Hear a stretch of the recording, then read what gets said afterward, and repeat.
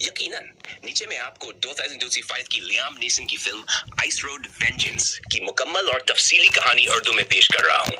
ये वजाहत के साथ तकरीबन 1.5 मिनट के मुताले पर मुश्तमिल है।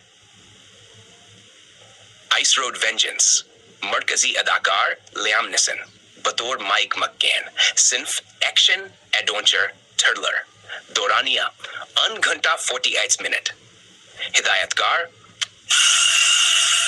फिल्म का आगाज खामोशी में छुपा गम कहानी की इब्तिदा एक पुरस्कून मगर दुख भरी फजा में होती है। माइक मक्केन अकेला है।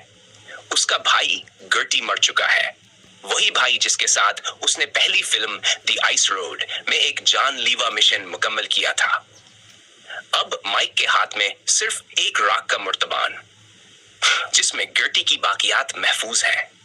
गर्टी ने अपनी जिंदगी में वसीयत की थी कि अगर उसे कुछ हो जाए तो उसकी राख को नेपाल के हिमालय पहाड़ों में बिखेर दिया जाए, क्योंकि वो पहाड़ इसके ख्वाबों की आखिरी मंजिल थे।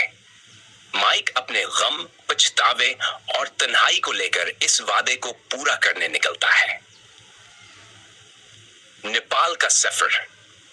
एक नया जहाज माइक नेपाल पहुंचता है। एक अजनबी ज़बान, अजनबी रास्ते। वहां इसे अंदाजा होता है कि सफर इतना आसान नहीं होगा। पहाड़ों तक पहुंचने के लिए परखतर, बर्फीले और गैर हमवार रास्तों से गुजरना होगा, जहां जिंदगी और मौत का फासला सिर्फ चंद इंच का होता है। वो हाइक पर आना मजबूत ककड़ा यह पर लेता है। तबाह से एक गाइड की जरूरत महसूस होती है जो पहाड़ों के रास्तों से वाकिफ हो। इसे मिलती है धैन, एक ज़हीन, बहादुर और खामोश तबाह मकामी औरत जो पहले खुद को अलग रखती है, लेकिन माइक के सच्चे इरादों और भाई की कहानी सुनकर इसे मदद देने पर राजी हो जाती है। साजिश का साया। खामोश दुश्मन रास्ता शुरू होता है। पहाड़ी मोड़, बर्फानी तुदे, गहरे खड्ड और बर्फ से ढकी हुई सड़कें, लेकिन खतरात सिर्फ कदरती नहीं होते। जल्द हया एक पर असरार बलीक एसयूवी उनके ताक़ब में आती है। माइक को शक होता है और फिर धमाके खेज सूरत हाल में अन पर हमला हो जाता है। धनिया और माइक बड़ी मुश्किल से जानब जाते हैं। उन्हें पता चलता है कि यह हमला आवर महज डाको नहीं, बल्कि एक मुनज़्ज़म गिरोह है जो माइक के भाई गर्ट की मदद से जुड़ा हुआ है। दरअसल गर्ट के पास एक छाहम सबूत थे, एक यूएसबी ड्राइव जिसमें एक बड़ी बीना लाकवामी कंपनी की करपशिंग के शवाहिद थे। ये कंपनी मंजम इलाकों में गैर कानूनी कानकनी करती थी, जिससे कई मजदूर हलाक हुए थे। इंतकाम और बका की जिंग धनियावर माइक का एक गार में पनाह लेते हैं। वहां माइक को याद आता है कि हसन भाई जेक्ट के अंदर एक ज़े पजीब में कुछ पाया था। वही यूएसबी ड्राइव अब भेराक के साथ मौजूद है। अब कहानी सिर्फ राख को पहाड़ों में बिखेरने के नहीं, बल्कि सच्चाई सामने लाने और इंसाफ दिलाने की बन जाती है। माइक फैसला करता है कहो ही न सिर्फ भाई की आखिरी रसूमात मुकम्मल करेगा, बल्कि हम इन मुजरमों को बेनकाब करेगा, चाहे अपनी जान की कीमत पर। बर्फ में आग फिल्म का क्लाइमेक्स एक बर्फीली चोटी पर होता है, जहां धनी और माइक एक आखिरी मार्के के लिए तैयार होते हैं।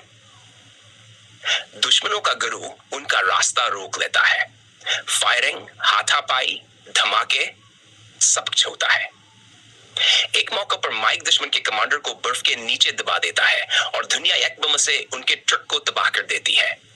आखिरकार वह यूएसबी ड्राइव को एक्सीटलाइटिकन के जरिए एकर पोर्टर को भेज देते हैं, जो आसखानी को पूरी दुनिया के सामने ले आता है। अखलासा और सुकून काल में हैजिंग खत्म हो चुकी है, दुश्मन खत्म हो चुके हैं। अब माइक धनी के साथ पहाड़ की चोटी पर खड़ा है। वह अपने भाई की राख को फजा में छोड़ता है। हुआ राख को आसमान की तरफ ले जाती है। एक सन्नाटा, एक सुकून। माइक की आंखों में आंसू होते हैं, मगर दिल में इत्मीनान। इसने वतन भाया और सच्चाई का परचम बुलंद किया। धनी खामोशी से इसके कंधे पर हाथ रखती है और वह दोनों सूरज को गरूब होते देखते हैं, जैसे दर्द के एक दौर खत्म हो गया हो। मरकजी पैगामात, भाईचारे और वफादारी की अहमियत, फितरत की ताकत और इंसान की कमजोरी, सच्चाई की खातिर कुर्बानी, उम्र, तजुर्बा और हौसले की जंग। नतीजा आइस रोड वेंजेंस सिर्फ एक सनसनी खिजा एक्शन फिल्म नहीं बल्कि एक इंसानी जज्बे, एहसास जिम्मेदारी और इंसाफ की तलाश की दास्तान है। लियाम निसन ने एक बार फिर साबित किया कि वो न सिर्फ एक्शन के बादशाह हैं बल्कि जज्बात को पर्दे पर उतारने में भी माहिर हैं।